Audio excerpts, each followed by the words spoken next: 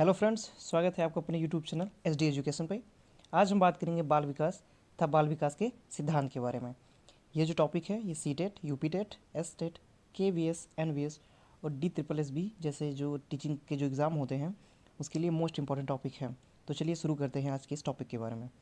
सबसे पहले हम बात करेंगे कि बाल विकास क्या होता है। बाल विकास का साधारण अर्थ बालक का विकास है। यानी बाल विकास जैसा कि नाम से ही स्पष्ट हो रहा है कि बाल विकास क्या है। तो बाल विकास यानी बालक का विकास, इसमें जो बालक होता है उसके डेवलपमेंट के बारे में बात की जाती है।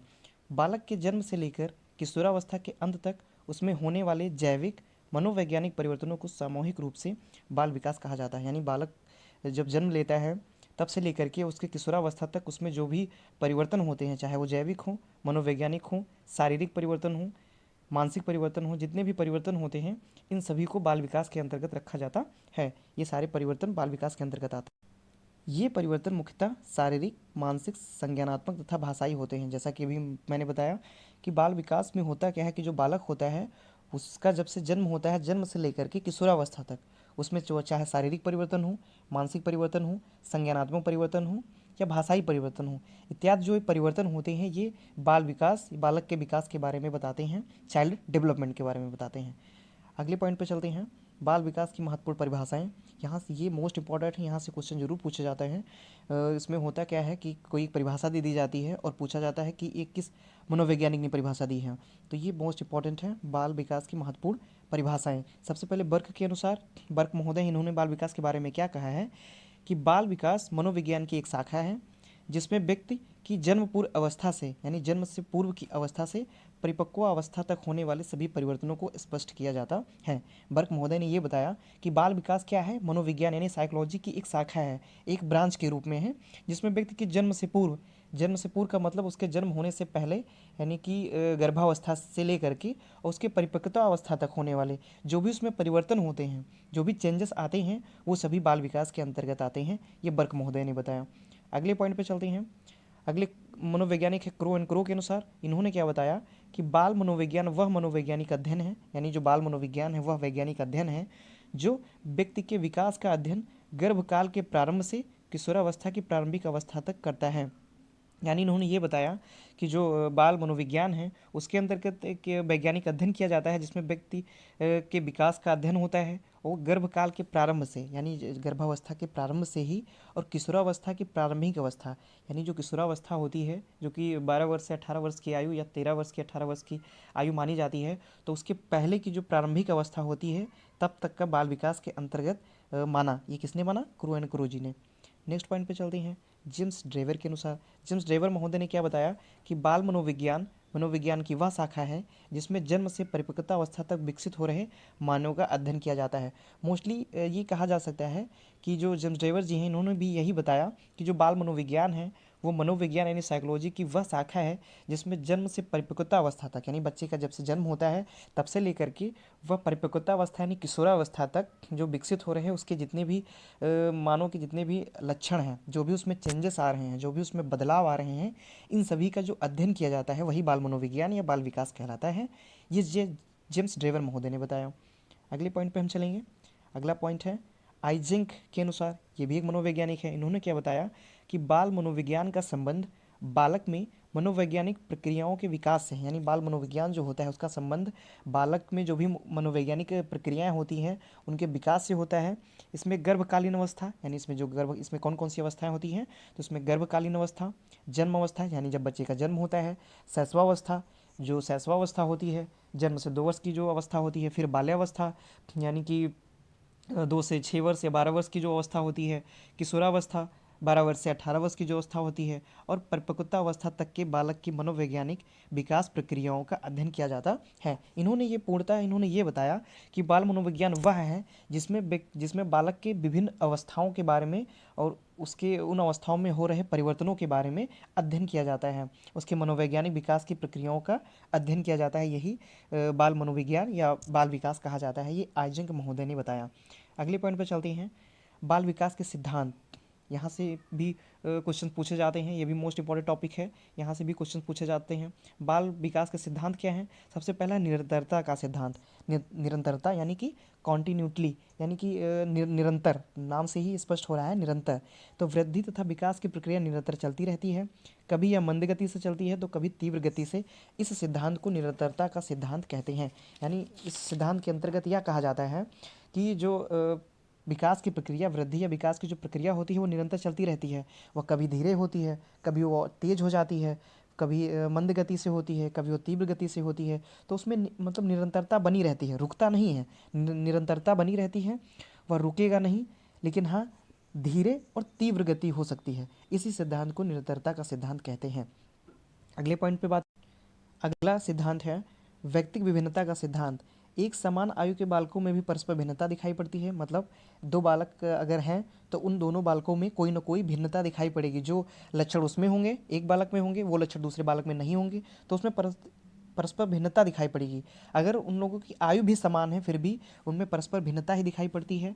बालकों का विकास और वृद्धि उनकी अपनी व्यक्तिकता के अनुसार अनुरूप होती है, इसे व्यक्ति भिन्नता कहा जाता है। यानी कि इस सिद्धांत के बारे में ये बताया जा सकता है कि कोई भी अगर दो बालक हैं, अगर वो समान आयु के भी हैं, फिर भी उन दोनों में परस्पर भिन्नता दिखाई पड़ेगी, एक समान लक्षण उनमें नहीं दिखाई पड़ते हैं। यही व्यक्तिक भिन्नता का सिद्धांत कहा जाता है।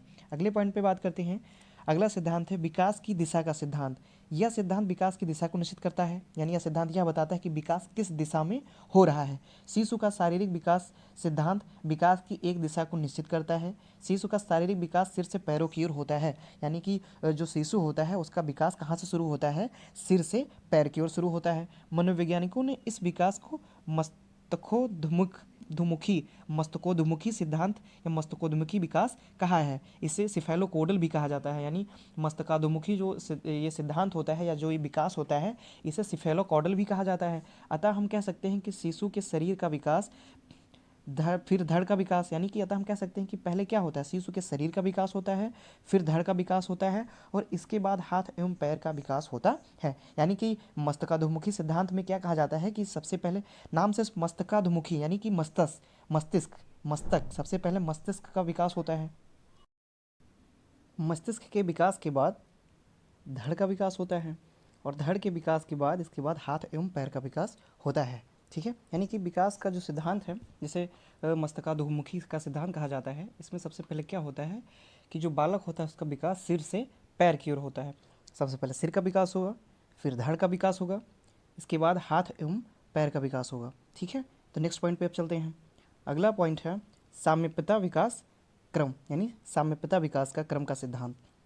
विकास का क्रम केंद्र से बाहर की ओर होता है। इसमें क्या होता है कि जो विकास का क्रम होता है वो केंद्र से बाहर की ओर होता है। जैसे पहले रीढ़ की हड्डी का विकास होता है, और उसके बाद भुजाओं का, फिर हाथ की उंगलियों का, तत्पश्चात संयुक्त विकास होता है। यानी ये साम्यता विकास का क्रम का सिद्धांत है, इसमें सबसे पहले रीढ़ की हड्डी का विकास होगा। यानी इसमें विकास जो होता है वो केंद्र से बाहर की ओर होता है। तो सबसे पहले रीढ़ की हड्डी का विकास होगा, उसके बाद भुजाओं का विकास होगा, फिर उंगलियों का विकास होगा, तत्पश्चात संयुक्त विकास होगा। इसके बाद जो संपूर्ण विकास होता है वो होता है, जैसे उदाहरण में पेट और धड़ में क्रियाशीलता जल्दी आती है। यानी कि जो पेट होता है और धड़ होता है, इसमें क्रियाशीलता, यानी ये जो कार्य करते हैं ये बहुत जल्दी से कार्य करने लगते हैं।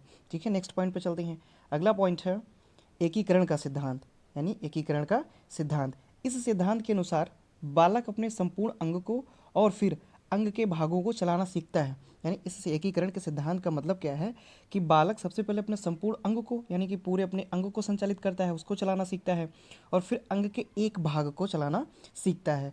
उसके बाद वहाँ उन भागों में एकीकरण करना सीखता है। उसके बाद वो जो भाग होते हैं, मान लो किसी भी कोई भी एक अंग है, अगर उसको वो चलाना सीख रहा है, फिर उस अंग में वह एकीकरण करना सीखता है। अभी उदाहरण के स्वरूप हम बताते हैं। जैसे उदाहरण के लिए वह पहले पूरे हाथ को, फिर उंगलियों को, और फिर हाथ एवं उंगलियों को एक साथ चलाता है। सबसे पहले होता क्या है, जो बालक होता है वो सबसे पहले अपना हाथ को चलाना शुरू करता है, फिर हाथ चलाने के बाद वो क्या करता है, वो धीरे धीरे अपनी उंगलियों को चलाना शुरू करता है। और जब वो अपने हाथ और उंगलियों को चलाना सीख जाता है तो फिर इनके सहयोग से वो हाथ एवं उंगलियों को एक साथ चलाना सीख जाता है। किसी वस्तु को उठाना होता है, रखना होता है, कोई और हाथों के द्वारा कोई अन्य क्रियाएं करना होता है, तो धीरे धीरे यह सब सीख जाता है। यही एकीकरण का सिद्धांत कहलाता है। अगले पॉइंट पे चलते हैं। अगला पॉइंट है वंशानुक्रम वातावरण की अंतःक्रिया का सिद्धांत। इसमें क्या होता है कि इस सिद्धांत के अनुसार बालक का विकास न केवल वंशानुक्रम के कारण और न केवल वातावरण के कारण वरन दोनों की अंतःक्रिया के कारण होता है। इसका मतलब यह होता है कि जो बालक का जो विकास होता है, बालक के विकास में केवल वंशानुक्रम का ही महत्व नहीं होता है। केवल वंशानुक्रम के कारण ही बालक का विकास नहीं होता है, बल्कि वंशानुक्रम और वातावरण, जो उसको इन्वायरमेंट मिल रहा है, जिस वातावरण में वह रह रहा है, जिस समाज में वह रह रहा है, उसको जैसा वातावरण मिल रहा है, और उसके जो माता पिता के जो लक्षण हैं, इन दोनों की अंतःक्रिया के कारण ही बालक का विकास होता है। तो यह जो वंशानुक्रम वातावरण की अंतःक्रिया का सिद्धांत है, इसका मतलब यही है कि जो बालक का विकास होता है वह वंशानुक्रम और वातावरण इन दोनों की अंतःक्रिया के कारण ही होता है। नोट करके एक बात याद कर लीजिएगा आप सभी लोग कि वृद्धि और विकास जो होता है वो वंशानुक्रम और वातावरण की परस्पर अंतःक्रिया का संयुक्त परिणाम है। ये सीटेट का मोस्ट इंपॉर्टेंट क्वेश्चन है। ये जरूर पूछा जाता है कि ये वृद्धि और विकास क्या है। तो वृद्धि और विकास जो होता है वंशानुक्रम वातावरण की परस्पर अंतःक्रिया का संयुक्त परिणाम है। कोई एक भूमिका नहीं निभाता है, दोनों की अंतःक्रियाएं होती हैं वृद्धि और विकास में। अगले पॉइंट पे चलते हैं। अगला है समान प्रतिमान का सिद्धांत। तो समान प्रतिमान का जो सिद्धांत है, प्रत्येक जाति चाहे वह पशु जाति हो या मानव जाति हो अपनी जाति के अनुरूप विकास के प्रतिमान का अनुसरण करती है।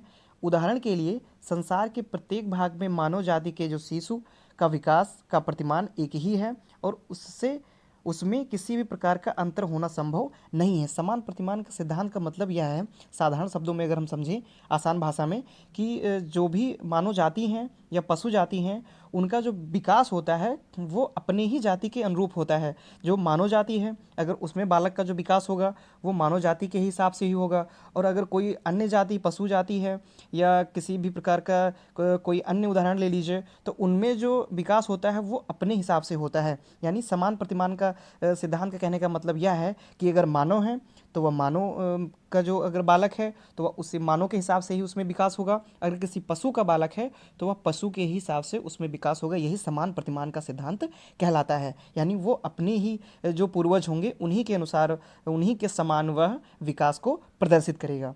अगले पॉइंट पे चलते हैं। अगला पॉइंट है कि बाल विकास के सिद्धांत का शैक्षिक महत्व। यानी कि इसके द्वारा हम ये बात करेंगे कि जो बाल विकास के जो सिद्धांत हैं उनका शिक्षा के क्षेत्र में क्या महत्व है। यानी जो बाल विकास के सिद्धांत पढ़ते हैं ये शिक्षा में किस प्रकार उपयोगी हैं, इनको शिक्षा के क्षेत्र में कैसे इनका हम उपयोग करके अधिक से अधिक प्रभावी बना सकते हैं। तो हम बात करते हैं कि बाल विकास के सिद्धांत का शैक्षिक महत्व।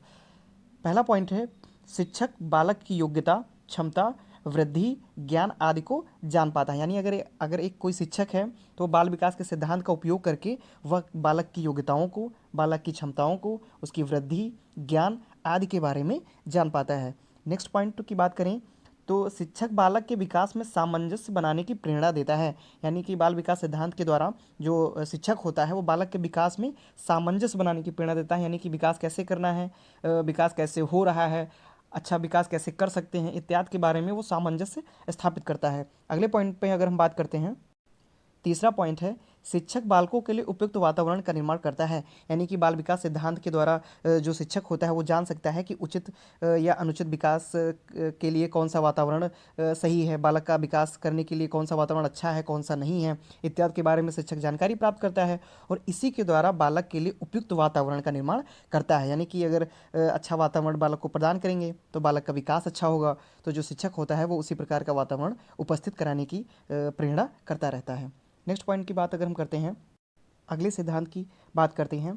यह सिद्धांत बालक के सर्वांगीण विकास के लिए काफ़ी ज़्यादा उपयोगी है। यानी बाल विकास सिद्धांत, जो बाल विकास के सिद्धांत होते हैं इनके द्वारा बालक का सर्वांगीण विकास किया जा सकता है। पांचवा पॉइंट है बालक को कब क्या कैसे सीखना है सिद्धांत के द्वारा आसानी से सिखाया जा सकता है। यानी कि जो बालक होता है उसको कब कैसे सीखना है, क्या सीखना है, क्या उसके लिए अच्छा है, क्या उसके लिए अच्छा नहीं है, इत्यादि के द्वारा, इत्यादि जो भी जानकारियाँ होती हैं हमें बाल विकास के सिद्धांत के द्वारा ही प्राप्त होती हैं। अगला पॉइंट है कि बालकों के भविष्य में होने वाली प्रगति का अनुमान लगाना काफ़ी हद तक संभव हो जाता है। यानी बाल विकास के सिद्धांत के द्वारा ही हम यह पता कर सकते हैं कि जो बालक का भविष्य है, वो आने वाला उसका जो भविष्य है, वो उसमें कौन कौन से प्रकार की वह उन्नति कर पाएगा और वह अपने भविष्य में क्या बन सकता है, कौन कौन से जो भी उसके द्वारा कार्य हैं वो आसानी से कर पाएगा या नहीं कर पाएगा, उसकी जो प्रगति होगी उसका अनुमान लगाना वो बाल विकास सिद्धांत के द्वारा ही मुमकिन हो सकता है। अगले पॉइंट की हम बात करते हैं कि बालक के व्यवहार के बारे में जानने के बाद उसकी समस्याओं का समाधान करना आसान हो जाता है।